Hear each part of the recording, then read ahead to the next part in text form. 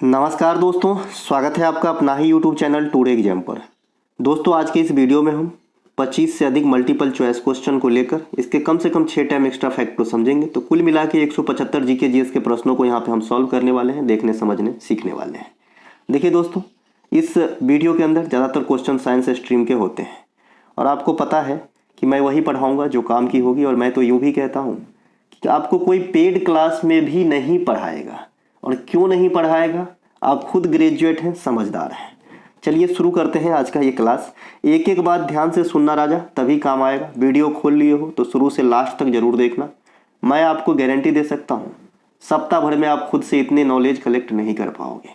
चलिए, जो पहला है हमारा, इससे पहले मैं बता दूं कि जो बच्चे ऑफर का इंतजार करते रहते हैं हमारे पैरासीटामोल 500 जो हमारी ई बुक है उनके लिए, जो रामबाण है अपने आप में जनरल कंपटीशन के क्षेत्र में, तो इस पे मैंने 25% का डिस्काउंट लगा दिया है, दिवाली तक है। जो भी बच्चे जब चाहिए ले सकते हैं। ये मोबाइल नंबर है या फिर डिस्क्रिप्शन में लिंक है, आपको दोनों माध्यम से व्हाट्सएप पे जाना है, बाय करना है मैसेज के थ्रू कंटेंट को। इसके अलावा रेलवे का भी अवेलेबल है जो 30 सीरीज चल रही है, और बिहार एसएससी का भी अवेलेबल है कंटेंट, तो जैसा आपको चाहिए ले सकते हैं। अब ये ई बुक के बारे में क्या ही कहना, जिसका नाम है पैरासीटामोल 500। जितनी मेरी क्षेत्र है, जितना मेरा दायरा है, जितना भी मैंने छोटा सा नाम कमाया यूट्यूब पे, उस हिसाब से देखें तो 300% ज़्यादा लोकप्रियता इस ई बुक का है आपके मार्केट में। ये बात आप भी जानते होंगे। ले सकते हैं और अपने काम को आसान बना सकते हैं। पहला जो प्रश्न है, एक एक प्रश्न को ध्यान से सुनना बेटा, अगर टाइम नहीं है तो बाद में आना, ठीक है। भारत में पंचायत से संबंधित त्रिस्तरीय व्यवस्था किस समिति के सुझाव पे जो है लाया गया था, या आरोपित किया गया था, या सुझाव दिए थे, कुछ भी बोल सकते हो। सबसे पहले त्रिस्तरीय व्यवस्था क्या होता है? त्रिस्तरीय व्यवस्था में 3 लेयर है। 3 लेयर है। एक तो ग्रामीण स्तर पे लेयर है, तो ग्रामीण स्तर पे आपका क्या होता है? ग्राम पंचायत होता है। क्या होता है सर? ग्राम पंचायत। फिर ग्राम से थोड़ा बड़ा क्या हो जाता है? ब्लॉक, जहाँ पे आपके बीडीओ बैठते हैं। तो ब्लॉक पे क्या हो जाता है? ब्लॉक पे क्या हो जाता है? पंचायत समिति। क्या होता है सर? पंचायत समिति होते हैं सर। इसके अलावा सबसे बड़ा एक डिस्ट्रिक्ट हो जाता है, तो डिस्ट्रिक्ट में क्या हो जाता है? डिस्ट्रिक्ट में क्या हो जाएगा? जिला परिषद। जिला परिषद।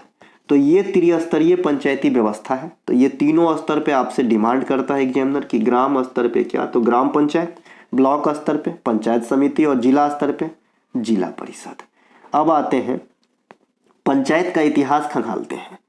जीतू भैया वाला पंचायत नहीं, दूसरा पंचायत है ये। देखिए, सबसे पहले पंचायती व्यवस्था को आप स्थानीय स्वशासन भी कह सकते हो। स्थानीय स्वशासन भी कह सकते हो, है ना। भारत में स्थानीय स्वशासन के जनक किसे कहा जाता है?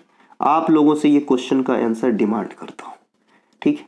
अब देखिए, पंचायत की शुरुआत सबसे पहले बलवंत मेहता समिति से स्टार्ट हुआ था। बलवंत मेहता समिति का जो आपका गठन हुआ था 1957 में हुआ था। 1958 में इन्हें स्वीकृति मिली थी, और 1959 में इंडिया में पंचायती व्यवस्था की शुरुआत मानी जाती है। कहाँ से मानी जाती है साहब? राजस्थान से। पार्टिकुलर जगह का नाम क्या है? नागौर, ठीक है, ये ध्यान रखेंगे। इसके अलावा त्रिस्तरीय का लेयर बता दिया मैंने। अब एक बात आती है, संविधान के एंगल से पंचायत को कैसे पूछते हैं आपका एग्जामिनर। संविधान के एंगल से पूछता है आर्टिकल, डीपीएसपी के अंतर्गत एक आर्टिकल 40 है श्रीमान जी, जो पंचायती व्यवस्था को संबंधित है या उपबंध करता है। एक आर्टिकल 243 है जी, 243। ये आर्टिकल का ग्रुप है, ग्रुप्स ऑफ आर्टिकल्स है, जिसमें पंचायती व्यवस्था, नगर निगम और आपका जो सहकारी समिति है उनके बारे में मिली जुली संरचना को दर्शाई गई है। तो ये दोनों ही आर्टिकल आपके पंचायत से संबंधित हो गए।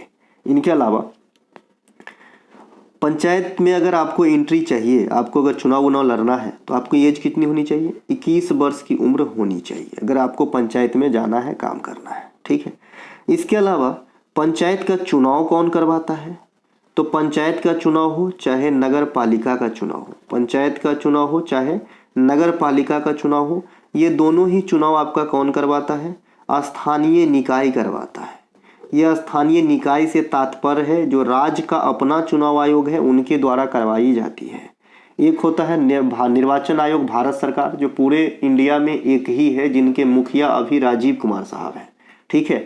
तो निर्वाचन आयोग भारत सरकार के द्वारा कितने सारे चुनाव करवाए जाते हैं? लोकसभा का, राज्यसभा का, प्रेसिडेंट का, वाइस प्रेसिडेंट का, विधानसभा का, ये सभी के सभी चुनाव निर्वाचन आयोग भारत सरकार कंडक्ट करवाते हैं, जबकि पंचायत का चुनाव, नगर पालिका का चुनाव स्थानीय निकाय जो उस पार्टिकुलर राज्य के अंदर होता है उनके द्वारा करवाई जाती है।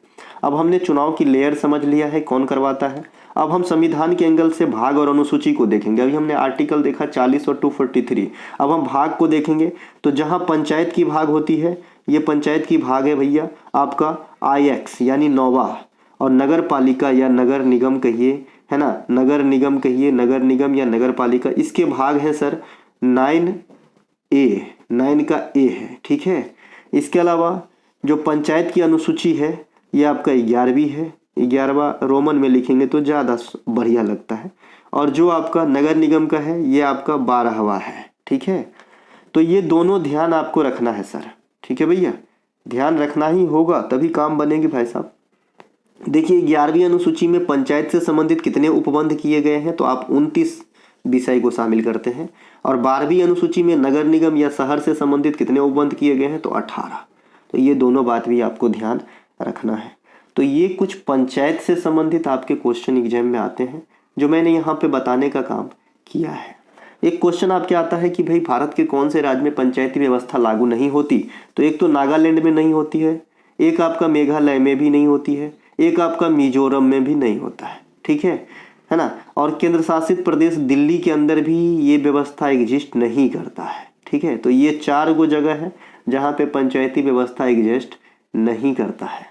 अब हम आते हैं अन्य समितियां जो आपके ऑप्शन में है वो किस चीज़ से संबंधित है। देखिए अशोक मेहता भी, तो इसका आंसर क्या होगा भैया, बलवंत मेहता समिति, त्रिस्तरीय वाला अशोक मेहता समिति, ये आपका हो गए किससे, ये भी पंचायत से ही संबंधित है, लेकिन ये 2 लेयर वाला जो है अपना सुझाव दिया था, लेकिन इसको एक्सेप्ट नहीं किया गया। विजय कलेकर समिति, ये GST से संबंधित है, और GST कब लागू हुआ था इंडिया में, 2017 में 1 जुलाई को लागू हुआ था, और लागू करने वाले पहला राज्य असम थे। GST की लेयर कितने हैं, 5, 0%, 5%, 12%, 18% और 28%, ये 5 लेयर के साथ इंडिया में GST चलती है।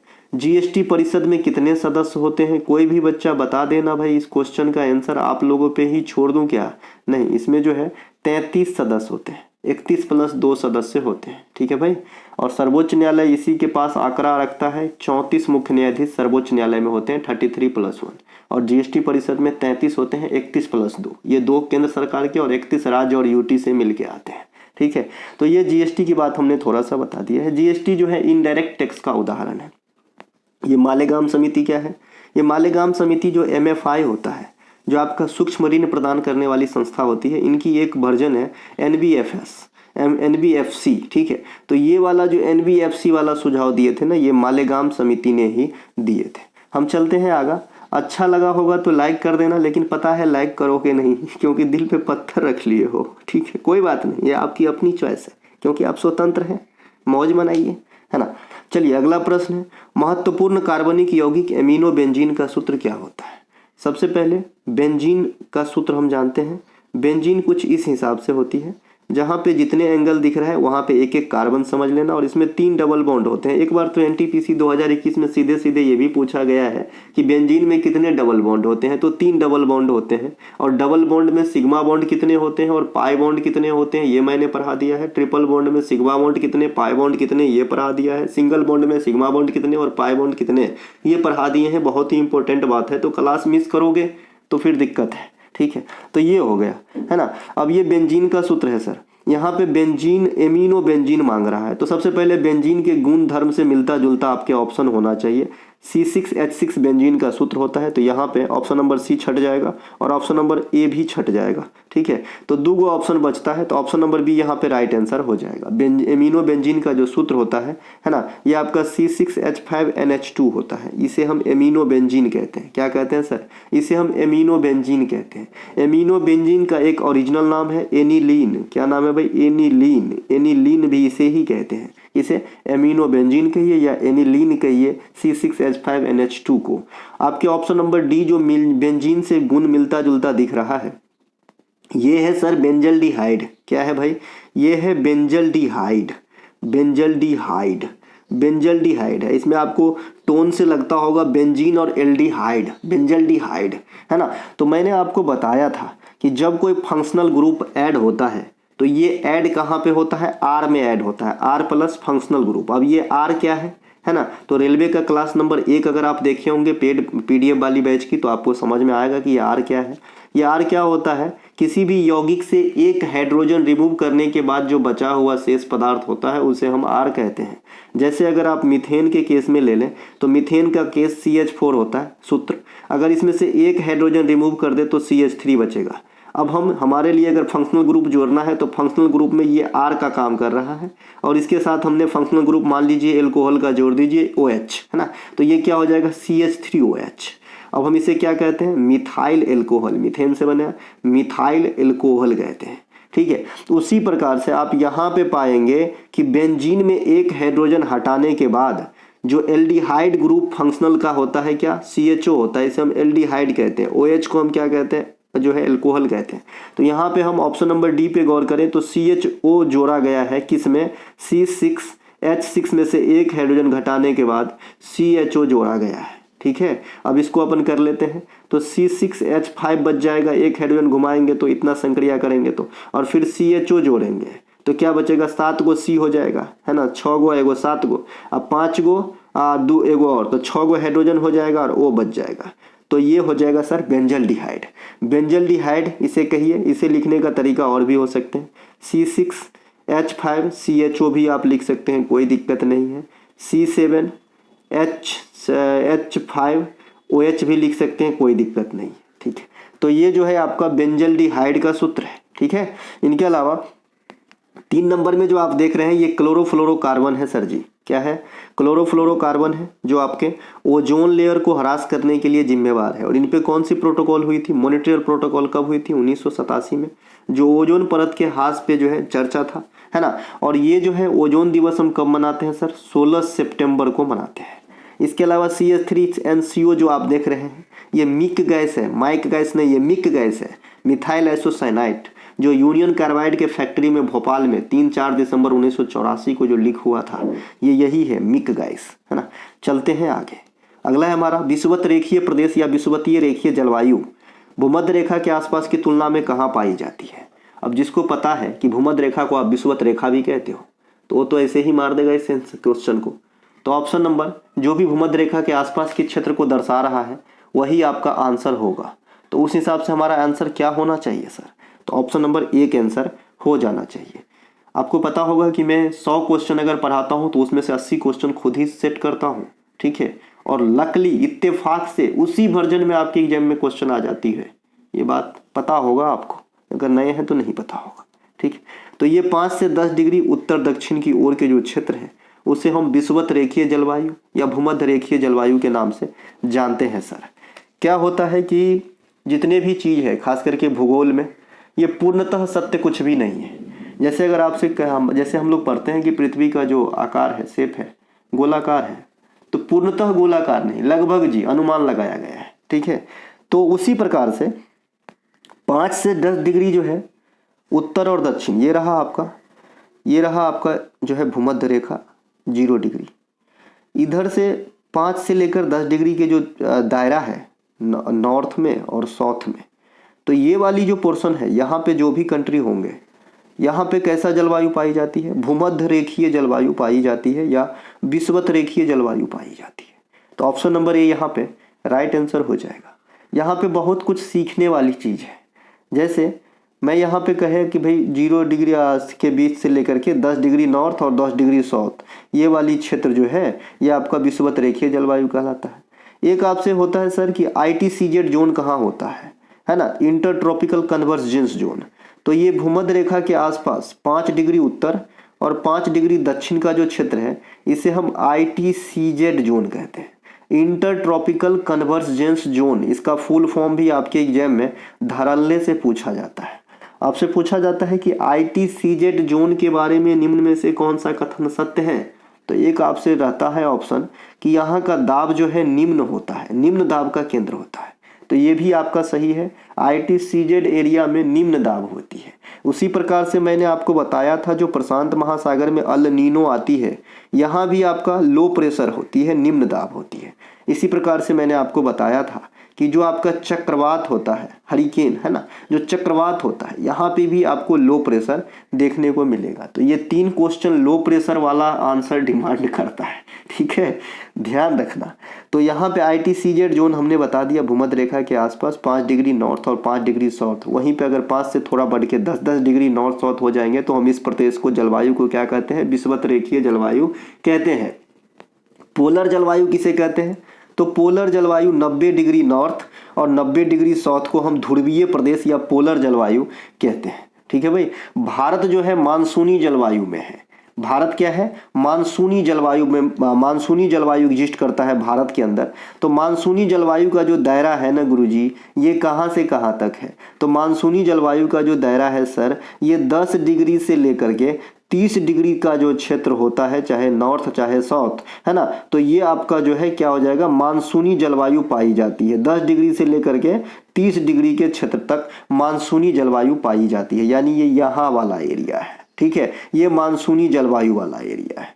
अब आपके मन में एक क्वेश्चन जरूर आ रहा होगा, अगर आपने अच्छे से पढ़ाई किया है तो, ठीक है, कि भाई आपने ही सर बताया था कि भारत जो है भूमध्य रेखा से 8.4 डिग्री उत्तरी अक्षांश में स्थित है, ठीक है। तो सर अभी आप कह रहे हो कि भाई 10 से लेकर 30 डिग्री तक की जो बात है, नॉर्थ चाहे साउथ, यहाँ पे आपका जलवायु वाला जो है आपका मानसूनी जलवायु पाई जाती है। तो सर भारत तो 8 में ही है, तो कैसे मानसूनी जलवायु हो गई यहाँ पे? मैंने पहले ही लफ्ज में कहा था कि भाई भूगोल में हर चीज जो है 100% कैलकुलेशन न कीजिए, नहीं तो दिक्कत हो जाएगा। अब जैसे चलता आ रहा है अपने को भी मानना है, ठीक है। तो ये भैया, क्योंकि अपने को नौकरी लेना है, बगावत करोगे तो नौकरी ये ना होगा, है ना, तो अपने को नौकरी चाहिए भैया। तो 10 से 30 डिग्री के बीच वाले जो जलवायु होता, मतलब जलवायु होती है मानसूनी जलवायु, जैसे भारतीय उपमहाद्वीप के कई सारे देश हैं, भारत खुद है, लेकिन भारत की अगर स्थिति एग्जैक्ट पूछा जाता है भूमध्य रेखा से, तो आप कहते हैं 8.4 डिग्री नॉर्थ अक्षांश, है ना, उत्तरी अक्षांश, ठीक है भैया। तो याद रहेगा कि नहीं रहेगा? मैंने कहा कि 0 डिग्री से लेकर के 5 डिग्री के दायरा जो होते हैं, ये ITCZ जोन होते हैं, जो भूमध्य रेखा के दोनों तरफ होते हैं, और ये निम्न दाब का जो है क्षेत्र होता है। इसके अलावा 0 से लेकर के 10 डिग्री तक के जो क्षेत्र हैं, इसे हम कहते हैं विषुवत रेखीय जलवायु, जो ये प्रश्न है। इसके हमने कहा कि 10 डिग्री से लेकर 30 डिग्री तक का जो क्षेत्र होता है, यहाँ पे मानसूनी जलवायु पाई जाती है, जिसका सबसे बड़ा उदाहरण भारत है, ठीक है मेरे भाई। मैंने कहा कि जो पोलर वाला क्षेत्र है वो 90 डिग्री पे पाया जाता है, ये ग्लोब की बात हो रही है सब, है ना, तो ये आपको ध्यान रखना है।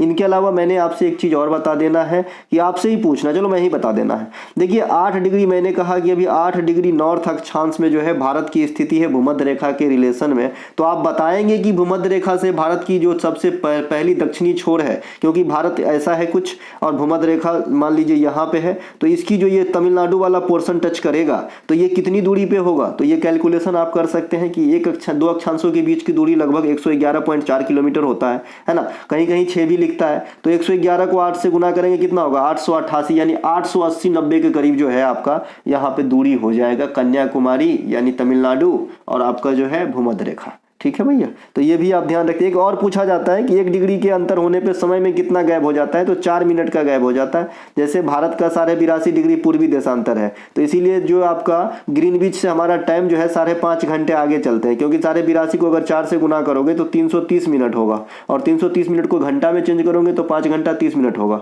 ठीक है भाई। पूर्वी देशांतर है तो ग्रीनविच से आगे चलता है, पश्चिमी देशांतर रहता है तो ग्रीनविच के समय के तुलना में पीछे चलता है उस देश का समय, ठीक है भाई। इनके अलावा अकबर ने बंगाल तथा बिहार को मुगल साम्राज्य में कब मिलाया था? अब देखिए अकबर जो है बंगाल और बिहार को मुगल साम्राज्य में मिला लिए थे 1576 में। क्या हुआ था कि 1576 में एगो युद्ध होता है, कौन सा? हल्दी घाटी का युद्ध होता है। 1576 लिखो ना भाई, लगता है मैथ कमजोर हो गया। 1576 जो है ये आपका हल्दी घाटी का युद्ध भी हुआ था। किसके साथ हुआ था? महाराणा प्रताप और अकबर के बीच में हुआ था। तो अकबर का सेनापति कौन था? मान सिंह। मान सिंह आमेर के राजा हुआ करते थे, और उस समय ये अकबर का सेनापति का काम किए थे, कौन से युद्ध में? है ना, हल्दी घाटी घाटी का युद्ध 1576 में। देखिए अकबर के साथ जुड़ा हुआ है 1605 ईस्वी, इसमें जो है अकबर की मृत्यु हो जाती है। 1576 मैंने अभी बताया हल्दी घाटी का युद्ध और बंगाल और बिहार को कब्जिया लेना। 1556 ये पानीपत की जो है सेकेंड लड़ाई हुई थी। इसी का उपरांत जो है अकबर का राज्याभिषेक करवाया गया था। और 1572 कुछ है क्या, 1572 में कुछ नहीं हुआ था, अकबर के रिलेटेड में नहीं कुछ नहीं हुआ था। ठीक है भैया, तो ये तीन ऑप्शन को ध्यान रखेंगे, 1572 को क्लोज कीजिए। आंसर हो गया आपका ऑप्शन नंबर सी। 1556 में मैंने बताया पानीपत की सेकेंड लड़ाई, 76 में आपका हल्दी घाटी का युद्ध और बिहार बंगाल को अकबर के द्वारा अधिग्रहण करना, और 1605 में अकबर की मृत्यु हो जाना। इसके अलावा अकबर का राज्याभिषेक कहाँ पे हुआ था, कन्नौर के अंदर हुआ था। कन्नौर कहाँ पे है, पंजाब के अंदर है। और पंजाब में जो राज्याभिषेक हुआ था, तो अकबर का राज्याभिषेक का बाय डेट विथ डेट, माफ कीजिएगा, डेट के साथ जो है आपका पूछता है कि कौन तारीख को हुआ था, तो वैलेंटाइन डे के हुआ था, है ना, 14 फरवरी 1556 को अपना राज्याभिषेक करवाए थे अकबर। तो ये ध्यान रखेंगे। इनके अलावा अकबर के काल को स्वर्णकाल कहा जाता है, क्योंकि इस काल में साहित्यिक रचना काफी फली फूली थी, और अकबर के दरबारी को नवरत्न कहा जाता है। अकबर के संरक्षण थे प्रारंभिक दिनों का बैरम खान, और अकबर के जो टोडरमल है वो 10 साला बंदोबस्त चलाए थे टोडरमल। अकबर ने दीन इलाही धर्म की जो है स्थापना भी करी थी। तो ये सब जो है ध्यान रखना है। फतेहपुर सिकरी का निर्माण भी करवाया था, बुलंद दरवाजा का निर्माण भी करवाया था। चलते हैं हम आगे। अगला प्रश्न है हमारा कि एक सेकेंड, हाँ, अगला प्रश्न है हमारा कि ऑक्सीश्वसन एरोबिक, है ना, में किसका ऑक्सीकरण होता है। देखिए ऑक्सीशोषण हो चाहे आपका अनऑक्सीशोषण हो, ऑक्सीकरण की बात जो होती है वो ग्लूकोज की होगी। लेकिन फ़र्क है क्या कि ऑक्सीशोषण में पूर्णतः होती है, टोटली होती है ऑक्सीकरण, जबकि जो अनऑक्सीशोषण होती है उसमें पार्शियली होती है ना, पार्शियली होती है, आंशिक रूप से होती है। आंशिक मतलब आधा अधूरा होता है। ठीक है, तो आंशिक रूप से होता है अनऑक्सीशोषण में आपका ग्लूकोज का ऑक्सीकरण, और पूर्ण रूप से ऑक्सीकरण ग्लूकोज का होता है आपका ऑक्सीशोषण में। ऑक्सीशोषण कहने का मतलब है जो ऑक्सीजन के उपस्थिति में होता हो, प्रेजेंस ऑफ ऑक्सीजन, और ये आपका जो है ना, ऑक्सीजन के अनुपस्थिति में होती है अनऑक्सीशोषण। तो ये 3-4 फर्क आपने देख लिया, समझ लिया। इसके अलावा यहाँ से काफ़ी सारे गुड क्वेश्चन पूछे जाते हैं। जैसे आपसे क्वेश्चन पूछा जाता है कि ग्लूकोज के पूर्ण ऑक्सीकरण से, ग्लूकोज के पूर्ण ऑक्सीकरण से, पूर्ण ऑक्सीकरण को मैं OX लिख देता हूँ, ऑक्सीडेशन या ऑक्सीकरण, ऑक्सीकरण से कितने ऊर्जा का निर्माण होता है, तो आप कहेंगे 38 ATP का। अगर पूर्ण ऑक्सीकरण लिखा है तभी 38 ATP आंसर करना, नहीं तो फंसा लेगा आपको एग्जामिनर अपने जाल में। ठीक है, ATP अगर 38 लिख रहे हो तो ग्लूकोज का पूर्ण ऑक्सीकरण होगा तब बनता है। ठीक है, ATP का फुल फॉर्म भी आपसे एग्जामिनर डिमांड करता है, एडोनाइजाइन ट्राइफॉस्फेट, इस प्रकार से कुछ लिखे जाते हैं ADE। आप फिर कोसाइन वाला नहीं होता है क्या, साइन थीटा कॉस थीटा वाला, इसीलिए इसमें ADNO हो जाता है, फिर साइन वही वाला SINE वाला साइन, एडोसाइन, एडोनोसाइन, इस प्रकार से जो भी आप पढ़ सकते हैं, है ना। इनके अलावा ट्राइफॉस्फेट होता है, ट्राई और फिर फॉस्फेट लिखा रहता है ना। तो ये हो जाता है आपका ATP का फुल फॉर्म जो आपके एग्जामिनर डिमांड करते हैं। मैंने कहा कि ऑक्सीशोषण हो चाहे अनऑक्सीशोषण हो, ऑक्सीकरण होने वाला पदार्थ ग्लूकोज ही है। फर्क क्या है, ऑक्सीशोषण में पूर्णतः टोटली ऑक्सीकृत होते हैं, जबकि जो आपका अनऑक्सीशोषण है उसमें पार्शली ऑक्सीकरण होता है। मैंने कहा ग्लूकोज का पूर्णतः ऑक्सीकरण होगा तो 38 ATP ऊर्जा का निर्माण करेगा। मैंने अभी आपको ATP का फुल फॉर्म भी बता दिया है। इसके अलावा देखिए एक आपका ग्लाइकोलाइसिस इस प्रकार का एक प्रोसेस होता है जो आपका जो है शोषण के दौरान ही होती है, जिसमें ग्लूकोज का एक अणु टूटकर 2 अणु पायरुविक एसिड का निर्माण करता है। तो ये एक अलग क्वेश्चन है, ATP वाला अलग क्वेश्चन है। ठीक है भैया, ध्यान रहेगा कि नहीं रहेगा। देखो बता दिया हूं कि पूर्णतः ऑक्सीकरण पूछेगा तभी 38 आंसर करना ग्लूकोज का। ठीक है ना, कई लेयर में ये क्वेश्चन पूछे जाते हैं। चलते हैं हम आगे। इसके अलावा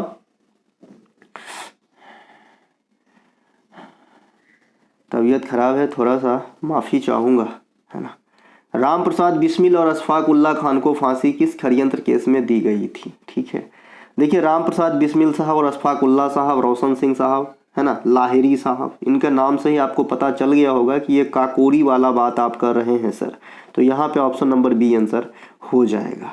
काकोरी कांड कब हुआ था, 9 अगस्त 1925 को हुआ था। कब हुआ था, 9 अगस्त 1925 को काकोरी ट्रेन एक्शन हुआ था। इनके मोटो क्या थे कि भाई अंग्रेज का जो खजाना ट्रेन के माध्यम से जा रही है। अभी भी आप कहीं कहीं देखेंगे कि एक इस प्रकार से लेटर बॉक्स के जैसा डब्बा रहता है ना, जिसके अंदर मैंने खुद देखा है, और इसके अंदर एक छोटा सा कट लगा रहता है इस प्रकार से। अब स्टेशन मास्टर जो ब्रांच लाइन के स्टेशन है जहाँ पे कम गाड़ी चलती है, एक चमड़ा की थैला रहता है इस प्रकार से, और ये चमड़ा की थैला पे सील मारा रहता है स्टेशन का, और एकदम सील किया रहता है। एक पदार्थ आता है अलकतरा के जैसा, और इसे यहाँ देखिए इसमें चाप देते हैं और उसमें जो है कुछ प्रिंट हो जाता है, और ये वाला स्टेशन मास्टर लेके गुड्स गार्ड जो ट्रेन के पीछे बैठे होते हैं उनको जाके देते हैं, और वो एंट्री करके इस खांचे में गिरा देते हैं। एक बार गिरने के बाद कोई हाथ से नहीं निकाल सकता। यह इस प्रकार का लॉकर खजाना होता है। तो एक्चुअली इन्हीं को जो है ना टारगेट किया गया था कि भाई इनका सब चीज़ लेके और जो स्वतंत्रता के कार्य हैं उनमें लगाया जाए। ठीक है, तो ये है आपका काकोरी ट्रेन एक्शन, इसलिए हमारा इसका नाम जो है इज्जत से लिया जाना चाहिए। ठीक है, तो इसी के परिणाम स्वरूप जो है लास्ट में फांसी की सजा हो गई थी। किनको भैया? राम प्रसाद बिस्मिल और अशफाकुल्ला खान साहब को। तो इसमें आंसर हो जाएगा काकोरी ट्रेन एक्शन। इसके अलावा देखिए क्वेश्चन आपसे पूछा जाता है, जैसा कि आप सभी जानते हैं कि सबसे कम उम्र में शहादत देने वाले जो हमारे स्वतंत्रता सेनानी हैं, वीर पुरुष थे, ये खुदीराम बोस साहब थे। खुदीराम बोस साहब को जो है ना सबसे कम उम्र में फांसी की सजा दिया गया था। तो इनसे पूछा जाता है कि ये किस षड्यंत्र केस में, तो आप कहेंगे मुजफ्फरपुर, है ना, मुजफ्फरपुर षड्यंत्र केस में। ठीक है, मुजफ्फरपुर केस के अंदर किसकी हत्या करने का प्रयास हुआ था? तो किंग्सफोर्ड का। फोर्ड एक गाड़ी भी होता है का हो? हाँ होता है शायद। तो ये किंग्सफोर्ड को प्रयास किए थे। और खुदीराम बोस साहब को सपोर्ट कौन किए थे? तो प्रफुल्ल चाकी। कौन किए थे? प्रफुल्ल चाकी। ये भी पूछता है रेलवे। ठीक है, तो ये ध्यान रखेंगे। इनके अलावा जो आपका ये हो गया खुदीराम बोस साहब का बता दिए, राम प्रसाद बिस्मिल साहब का बता दिए। एक भगत सिंह साहब का। भगत सिंह साहब से बहुत सारे क्वेश्चन ऐसे पूछे जाते हैं। सबसे पहले ये पूछे जाते हैं, एक सेकेंड, भगत सिंह साहब से ये पूछा जाता है कि असेंबली में बम कब फेंके? तो 8 अप्रैल का वो दिन था, और ईस्वी की बात करेंगे 1929। भगत सिंह साहब का जन्म कहाँ हुआ था? ग्राम बंगा में हुआ था। और भगत सिंह साहब जो किताब लिखे थे मैं नास्तिक क्यों हूँ, ये किताब आपके एग्जाम में काफ़ी पूछे जाते हैं। अच्छा, भगत सिंह साहब को सपोर्ट कौन किए थे? बटुकेश्वर दत्त। ठीक है, जैसे प्रफुल्ल चाकी खुदीराम बोस साहब को सपोर्ट किए थे। अगला प्रश्न है CO2 के 176 ग्राम में मौजूद अणुओं की संख्या कितनी होती है? देखिए जो अणुओं की संख्या होती है, यहाँ पे मोल की संख्या लिखेंगे ऑप्शन के अकॉर्डिंग। हालांकि प्रश्न गलत नहीं है, लेकिन ऑप्शन नहीं है उस हिसाब के, तो यहाँ पे अणु की जगह पे मोल संख्या लिख लेना, मोलों की संख्या। ठीक है, तो देखिए मोलों की संख्या अगर आपको निकालना हो तो इसका सूत्र क्या होता है? मोल का संख्या निकालने के लिए भार बट्टा अनुभार होता है। क्या होता है भाई? भार बट्टा अनुभार होता है ना। भार बट्टा अनुभार बराबर मोल की संख्या। ठीक है, तो यहाँ से भार आपको दे रखा है न्यूमेरिकल में 176 ग्राम। ठीक है, और अनुभार कितना हो जाएगा CO2 का? तो 12 16 दूना के 32, तो कितना हो जाएगा जी? 44। अब ये बच्चे अधिकतर नहीं समझ रहे होंगे। C का द्रव्यमान 12 है ना, O का होता है 16, तो 2 टाइम है तो 32 हो जाएगा। 32 12 को जोड़ेंगे 44, 44 से ये कट जाएगा, 4 चौका 16, 4 मरतबे, तो आपका आंसर हो जाएगा 4 मोल। क्या हो जाएगा? 4 मोल आंसर हो जाएगा इस पार्टिकुलर न्यूमेरिकल के लिए। मोल बराबर क्या होता है? भार बट्टा अनुभार। मैंने भार दे रखा है, अनुभार खुद डिसाइड करना है कि CO2 का कितना होगा। खाली O2 होता तो 32 से भाग दे देते हैं। ठीक है, और फिर जो है हम कर लेते हैं कैलकुलेशन। खाली कार्बन होता तो 12 से भाग दे देते हैं। ठीक है, इसके अलावा 1 मोल बराबर कितना होता है, ये भी आपके एग्जाम में आता है। तो 6.022 गुने 10 के पावर कितना होता है जी? 23 होता है। ये आपका हो जाता है 1 मोल का वैल्यू। ठीक है, तो ये ध्यान रखेंगे, है ना, मैंने बता दिया है ना। इनके अलावा मोल निकालना सीख लीजिए। मोल बराबर क्या होता है? भार बट्टा अनुभार। अनुभार कैसे निकालते हैं? सब द्रव्यमान जोड़ देते हैं, है ना, और क्या करते हैं। अच्छा, 1 मोल बराबर अभी मैंने बता दिया 6.022 गुने 10 के पावर 23 होता है। इसे हम एवोगाड्रो संख्या भी कहते हैं। ठीक है, इसे हम क्या कहते हैं? एवोगाड्रो संख्या भी कहते हैं। चलते हैं आगे। अच्छा, एक क्वेश्चन इसी को गैसीय फॉर्म में अगर आपसे कहे तो किसी भी गैस के 1 मोल का आयतन 22.4 लीटर होता है। ये काफ़ी बार आपके एग्जाम में पूछे जाते हैं। किसी भी गैस के 1 मोल का आयतन कितना होगा? 22.4 लीटर। ये है भैया अगला कि जॉनविल मेला भारत के किस राज्य में लगता है या मनाया जाता है? तो ये असम में लगता है जॉनविल मेला। असम में बिहू काफ़ी पॉपुलर है और ये 3 बार होते हैं बिहू, ठीक है। साल में जनवरी में जो बिहू होता है उसे हम क्या कहते हैं, जनवरी वाला बिहू को माघी बिहू या भोगाली बिहू कहते हैं, भोगली या माघी बिहू कहते हैं। ये मकर संक्रांति के समय, जनवरी के समय जो है मनाया जाता है। फिर जनवरी के बाद आ जाता है आपका मार्च अप्रैल। तो मार्च अप्रैल में जो होता है इसे हम रंगोली बिहू, याद रखने के लिए बताया था, होली जो है जनरली मार्च में ही पड़ता है, तो होली से याद रखेंगे तो रंगोली बिहू है ना, इसे हम कहते हैं रंगोली बिहू। रंगोली बिहू को आप बोहाग बिहू भी कहते हैं, बोहाग बिहू। और एक आपका अक्टूबर में होता है बिहू, उसे हम कंगाली या काटी बिहू कहते हैं। कंगाली कहते हैं मतलब कंगाल से समझ गए होंगे। तो ये 3 बार होता है बिहू आपका। छत्तीसगढ़ में एक मेला काफ़ी पॉपुलर है जो आपका बस्तर दशहरा है ना, तो उसे आपको ध्यान रखना है। गुजरात में माधोपुर मेला, ये काफ़ी पॉपुलर है। बिहार में आपका सोनपुर मेला जो दुनिया में सबसे बड़ा पशु मेला भी है, तो ये बिहार में लगता है। गंगा सागर मेला ये आपके पश्चिम बंगाल में लगता है। मेथाराम जात्रा मेला ये आपका जो है तेलंगाना में लगता है, ठीक है। देखिए जो सोनपुर मेला है ना, इसे जो है हरिहर क्षेत्र मेला भी कहते हैं, हरिहर क्षेत्र। कई बार गीत सुनाया हूँ मैं, होली का एक गीत है, कुंज बिहारी मिश्र हमारे मिथिलांचल के बहुत बड़े गायक हैं, है ना, तो उनके आवाज़ में एक गीत है, बाबा हरिहर नाथ सोनपुर में है वो खेले होली, तो उससे अपन रिलेट करके याद कर लेते हैं। तो हरिहर क्षेत्र मेला सोनपुर मेला को कहते हैं। इसके अलावा जब भी मैं हरिहर क्षेत्र बोलता हूं तो मुझे बटेश्वर मेला कंफ्यूज में डालता है, आप लोगों को डालता है कि नहीं पता नहीं। बटेश्वर मेला, ये बटेश्वर मेला उत्तर प्रदेश के आगरा के पास लगती है। आगरा में अब निकल गए हैं आगरा, तो आगरा में ताज महोत्सव का त्यौहार भी होता है। उत्तर प्रदेश के एक मेला काम्पिल्य मेला आपसे काफ़ी पूछा जाता है, जो जैन धर्मगुरु के याद में मनाया जाता है, तो ये बात भी आपको ध्यान रखना। अभी मेला की बात हो रही है तो मिंजर मेला पूछा जाता है और पिंजर मेला पूछा जाता है। पिंजर कहाँ है, मिंजर कहाँ है? ये पिंजर हरियाणा में है और मिंजर आपका हिमाचल प्रदेश में है। ये दोनों भी मेला लगते हैं। चलते हैं आगे। अगला है सर्वोच्च न्यायालय की तदर्थ न्यायाधीश की नियुक्ति, है ना, किस अनुच्छेद के अनुसार की जाती है? तदर्थ न्यायाधीश वर्कलोड बढ़ जाने पे हायर किया जाता है। तो ये आपका तदर्थ न्यायाधीश वाला जो आपका अनुच्छेद है, सबसे पहले चारों अनुच्छेद को समझते हैं, अपने आप निकल करके आ जाएगा, ठीक है। देखिए जो आपका तदर्थ न्यायाधीश है ये 127 से आएगा, ठीक है, और अनुच्छेद 126 से आपका क्या आएगा, सर्वोच्च न्यायालय में तदर्थ न्यायाधीश की नियुक्ति। 127 सही है, ठीक है ना, 126 सही है जी, है ना। और 127 आंसर होगा, माफ़ कीजिएगा, 127 इसका आंसर होगा। तदर्थ न्यायाधीश की जो नियुक्ति है 127 से होगी, ठीक है। 126 क्या है कि मुख्य कार्यकारी न्यायाधीश की नियुक्ति होगी। मुख्य कार्यकारी न्यायाधीश CJI, मुख्य कार्यकारी न्यायाधीश मतलब परमानेंट नहीं है, टेम्पोररी वाला, ये भी प्रेसिडेंट ही करते हैं। ये 126 का प्रयोग करके करते हैं। 124 सर्वोच्च न्यायालय का गठन से ही प्रावधान है और 143 सर्वोच्च न्यायालय का प्रेसिडेंट को जो है सलाह प्राप्त होता है, परामर्श प्राप्त होता है, लेकिन प्रेसिडेंट मानने के लिए बाध्य नहीं है, ठीक है। तो ये बात ध्यान रख लेंगे। 126 आपको मैंने कहा कि भाई मुख्य कार्यकारी न्यायाधीश, 127 तदर्थ न्यायाधीश, 143 सलाह देते हैं राष्ट्रपति को, 124 खुद का गठन है, 129 सर्वोच्च न्यायालय अभिलेख न्यायालय होती है। चलते हैं आगे।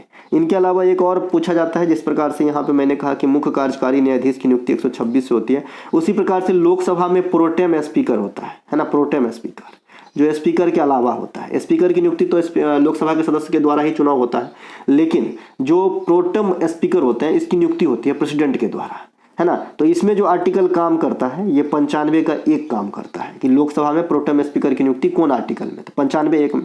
क्षेत्रफल के दृष्टिकोण से कौन सा 5वां सबसे बड़ा महाद्वीप है? देखिए ऑस्ट्रेलिया हो गया, 7वां यूरोप हो गया, 6ठा अंटार्कटिका हो गया, 5वां साउथ अमेरिका हो गया, 4था इसके अलावा नॉर्थ अमेरिका हो जाएगा आपका 3रा, है ना, अफ्रीका ये आपका 2रा और एशिया आपका पहला। तो ये 7 महाद्वीप हैं जो आपके क्षेत्रफल के हिसाब से हैं। इनके अलावा गुर्जर प्रतिहार वंश की राजधानी कहाँ थी? गुर्जर प्रतिहार वंश की राजधानी कन्नौज था। ये कन्नौज जो है ना प्राचीन काल में विवाद का बहुत बड़ा कारण था, है ना। जैसे आपने त्रिपक्षीय संघर्ष सुना होगा जो पाल प्रतिहार और राष्ट्रकूट के बीच में जो है हुआ था, तो ये कन्नौज के मामला पे ही हुआ था, है ना। जैसे आपने हर्षवर्धन की प्रारंभिक राजधानी आपने सुने होंगे थानेश्वर, लेकिन सेकेंडरी राजधानी कन्नौज। तो ये कन्नौज को लोग काफ़ी पसंद करते थे, पहले हब हुआ करता था, ठीक है। तो ये भी कन्नौज। इसके अलावा कन्नौज को इत्र नगरी कहा जाता है, सेंट वाला। इसके अलावा जो ये मान्यखेट है ये राष्ट्रकूट वंश के जो है राजधानी हुआ करता था मान्यखेट। राष्ट्रकूट के अलावा ये चालुक्य वंश के भी राजधानी हुआ करता था, लेकिन कल्याणी के चालुक्य, क्योंकि चालुक्य कई जगह के हैं, है ना, कल्याणी के हैं, बेंगी के हैं, है ना, तो कल्याणी वाला जो चालुक्य थे ना, उनके राजधानी मान्यखेत हुआ करता था। द्वार समुद्र ये होयसल की राजधानी हुआ करता था, होयसल, है ना। इनके अलावा तंजावुर, तंजावुर किसके, चोल के राजधानी। तंजावुर का जो मंदिर है बृहदेश्वर मंदिर, राजराज चोल ने बनाया है, इससे ध्यान रख लेंगे। गुज्जर प्रतिहार 2 बार आ गया जी, कोई बात नहीं। रातापानी टाइगर रिजर्व किस राज्य में स्थित है, रातापानी, है ना। रातापानी आपका मध्य प्रदेश में, कूनो भी मध्य प्रदेश में है, बांधवगढ़ मध्य प्रदेश में है, संजय मध्य प्रदेश में है ना, तो ये सब मध्य प्रदेश में हो जाएगा। गुजरात में बंसदा हो जाएगा, गिर हो जाएगा, ये सब गुजरात में है। कच्छ भी हो जाएगा, है ना। पश्चिम बंगाल में कोई भी बच्चा एक आध बता दो यार, पश्चिम बंगाल में सुंदरबन नेशनल पार्क सबसे बड़ी रख लो। असम में मानस हो जाएगा, है ना, मानस हो जाएगा। काजीरंगा हो जाएगा, नमेरी हो जाएगा, डिब्रू सैखोवा हो जाएगा, ये सब असम के अंदर हो जाएगा। इसके अलावा वर्ष 1982 में भारत के प्रथम अंटार्कटिका अभियान का नेतृत्व किसने किया था, कासिम साहब किए थे। ऑप्शन नंबर बी यहाँ पे राइट आंसर हो जाएगा, कासिम साहब। अंटार्कटिका में हम बात करें कि हमारी क्या है, तो सबसे पहले जो हमारा अंटार्कटिका में जो स्थापित हुआ था हमारा अनुसंधान केंद्र, उसका नाम था दक्षिणी गंगोत्री। क्या नाम था भाई, दक्षिणी गंगोत्री। पुनः हमने लगाया कौन सा, मैत्री। और जो उत्तरी साइड में यानी आर्कटिक क्षेत्र में जो हमने लगाया था उसका नाम है सह्याद्री, ठीक है। ये 2008 में आया था, तो ये दोनों बात ध्यान रखेंगे। ये सॉरी हिमाद्री है, ये हिमाद्री है ना, ये हिमाद्री है, हिमाद्री, हिमाद्री। तो ये उत्तर वाली साइड में, दक्षिण वाली साइड में दक्षिणी गंगोत्री और मैत्री, ठीक है। इनके अलावा नायरा किस देश की मुद्रा है, नायरा, नायरा आपसे पूछ रहा है। नायरा, नायरा जो है लड़की का नाम भी हो सकता है क्या, कोई पिक्चर में नायरा नाम है जी, हमारी अधूरी कहानी में शायद नायरा नाम रहता है। विद्या बालन की जो सपोर्ट करती है एक लड़की और रहती है उनका, है ना। तो ये नायरा, नायरा किस देश की मुद्रा है, तो नाइजीरिया का है। एकदम मिल रहा है, आराम से आंसर हो जाएगा। नाइजीरिया की जो राजधानी है ये अबूजा है, अंबुजा सीमेंट। ये दीवार टूटता का है नहीं है बे। इसके अलावा स्विट्जरलैंड, स्विट्जरलैंड की मुद्रा क्या होगा, स्विट्जरलैंड की मुद्रा क्या होगा, है ना। और डेनमार्क की मुद्रा क्या होगा, ये दोनों आंसर आप ही दे देना। स्विट्जरलैंड की राजधानी बर्न होती है, वर्ण, जलने वाला बर्न। और डेनमार्क की राजधानी कोपेनहेगन होती है। अब ये वाला क्वेश्चन नहीं छोड़ूं तो मुझे कैसे पता चलेगा कौन कौन बच्चा यहाँ पे आया, क्योंकि ये लास्ट क्वेश्चन है, ठीक है भाई।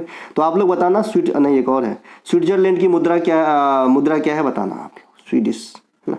अगर मैं थोड़ा सा हिंट दे दिया, स्वीडिश है, फिर आगे छोटा सा चीज लगा है। लिथोट्रिप्सी एक प्रकार का तकनीक है जिसका इस्तेमाल किस में होता है, तो लिथोट्रिप्सी चिकित्सा में होता है। जो पथरी होता है पेट में, है ना, खास करके किडनी में होती है, ये कैल्शियम ऑक्जिलेट के बने होते हैं। किसके बने होते हैं, कैल्शियम ऑक्जिलेट के बने होते हैं। तो इसको लेजर तकनीक से जो तोड़ने की प्रक्रिया है उसे लिथोट्रिप्सी कहा जाता है ना। तो ये चिकित्सा में हो जाएगा। इसके अलावा ये लास्ट क्वेश्चन था, है ना। कैल्शियम ऑक्जिलेट के साथ ही समाप्त करता हूँ इसको। तो मिलेंगे अगले वीडियो में, तब तक के लिए जय हिंद। अगर अच्छा लगा हो तो लाइक करें, अपने दोस्तों को शेयर करें। हमारा कोई सा भी कंटेंट चाहिए डिस्क्रिप्शन में लिंक है, लिंक क्लिक करके व्हाट्सएप पे बाय कर सकते हैं, ऑफर का लाभ उठा सकते हैं और अपने सपने को साकार कर सकते हैं। कहीं भी 2000 की क्लास खरीदने की जरूरत नहीं है, ठीक है मेरे भाई। तो मिलेंगे अगले वीडियो में, तब तक के लिए जय हिंद।